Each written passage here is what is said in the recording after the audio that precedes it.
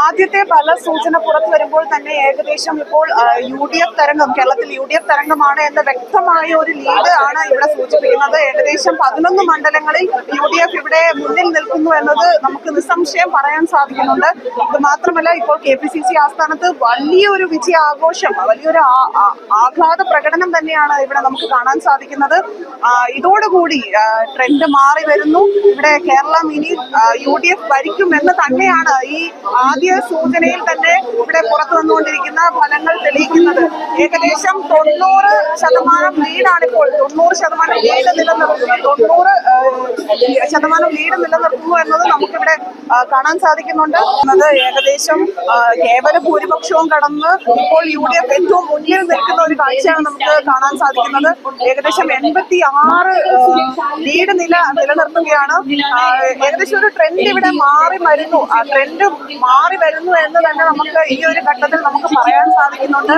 എനിക്ക് തോന്നുന്നു കഴിഞ്ഞ മുൻകാലങ്ങളിലെ എല്ലാ തിരഞ്ഞെടുപ്പുകളെ വെച്ചിട്ടും ഈ പ്രാവശ്യം വലിയ ഒരു ലീഡ് നിലനിർത്താൻ ഇവിടെ UDFന് ഈ ഒരു സമയമായപ്പോഴേക്കും എനിക്ക് തോന്നുന്നു ആദ്യം പോസ്റ്റൽ വോട്ടുകൾ എണ്ണി തുടങ്ങി, അതിനുശേഷം EVM-ലേക്ക് വന്നപ്പോൾ ട്രെൻഡ് ആകെ മാറി മറിയുന്ന ഒരു സാഹചര്യമാണ് നമുക്കിവിടെ കാണാൻ സാധിക്കുന്നത്.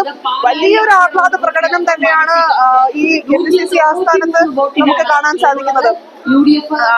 ഇപ്പം ഇപ്പോഴത്തെ ഒരു ട്രെൻഡ് നില അല്ലെങ്കിൽ ഇപ്പോഴത്തെ ഒരു ലീഡ് എന്ന് പറയുമ്പോൾ LDF-ന് 46-ഉം അതേപോലെ തന്നെ UDF-ന് 86, NDA-ക്ക് 4 എന്നിങ്ങനെയാണ് ഈ ഒരു ലീഡ് നില ഇപ്പോൾ പോയിക്കൊണ്ടിരിക്കുന്നത്. കുറച്ചുകൂടെ സമയം കഴിയുമ്പോൾ ഇനിയും ട്രെൻഡ് മാറി മറിയുമോ എന്നുള്ളതൊക്കെ ഇനി കാണാൻ ഇരിക്കുന്നതേ ഉള്ളൂ.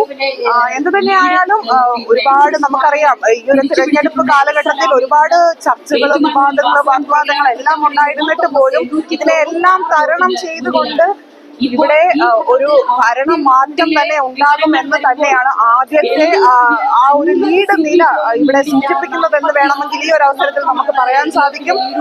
ഏകദേശം എനിക്ക് തോന്നുന്നു ഒരു ഉച്ചയോടുകൂടി തന്നെ ഈ ഒരു ആര് കേരളത്തെ നയിക്കും എന്നുള്ളതിന് യഥാർത്ഥ ഒരു പൂർണ്ണ ചിത്രം നമുക്കൊരു ഉച്ചയോടുകൂടി തന്നെ നമുക്ക് അറിയാൻ സാധിക്കുമെന്നും ഇവിടെ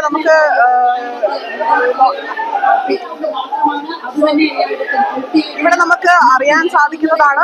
എന്ത് തന്നെയായാലും നമുക്ക് ഇവിടെ കൂടിയിരിക്കുന്ന ഈ ആഹ്ലാദ പ്രകടനം നടത്തുന്ന ഇവിടുത്തെ അണികളോട് നമുക്ക് ആ ഒരു സന്തോഷം എത്രത്തോളമാണ് അവരുടെ ആ സന്തോഷം പങ്കുവെക്കാനുള്ളതെന്ന് നമുക്കൊന്ന് ചോദിക്കാം. എന്താണ് തോന്നുന്നത് ഈ ഒരു ലീഡ് നില കണ്ടിട്ട്?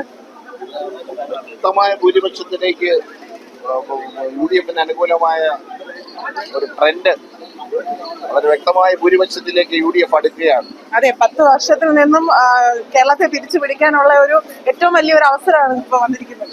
തീർച്ചയായും കഴിഞ്ഞ 10 വർഷത്തെ ഇടതുപക്ഷ ജനാധിപത്യ മുന്നണിയുടെ ഭരണത്തിന് കീഴിൽ ഈ ജനം അനുഭവിച്ചതിന്റെ ഒരു പ്രതിഷേധം രേഖപ്പെടുത്തിക്കൊണ്ടാണ് UDF-ന് അനുകൂലമായ ഒരു തരംഗം സൃഷ്ടിക്കപ്പെട്ടിരിക്കുന്നത്. ഈ അവസരത്തിൽ എന്താ പറയാനുള്ളത്? ഈ അവസരത്തിൽ 100-ലധികം സീറ്റുമായി ഐക്യ ജനാധിപത്യ മുന്നണി കേരളത്തിൽ അധികാരത്തിൽ വരുമെന്ന് ഒരു തർക്കവുമില്ല. അതാണ് ഈ കാണുന്നത്.